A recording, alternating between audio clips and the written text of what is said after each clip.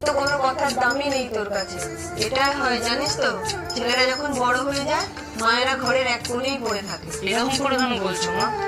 আজ থেকে তুমি যা বলবে তাই হবে।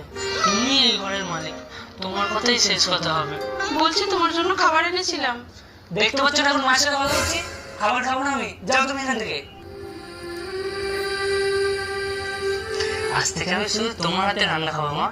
অনেকদিন না কচুরি খাইনি, আমরা একটু কচুরি খাওয়াবে? আর বলছিলাম আমার জামা কাপড়গুলো না অনেকদিন থেকে কাচা হয়নি, একটু কেচে দিও না। আর আলমারিটা না খুব অপরিষ্কার হয়ে আছে, ওকে একদম হাত দিতে দেবো না, তুমি একটু পরিষ্কার করে দিও না। শয়তান ছেলে, বৌমা এত ভালোবেসে খাবার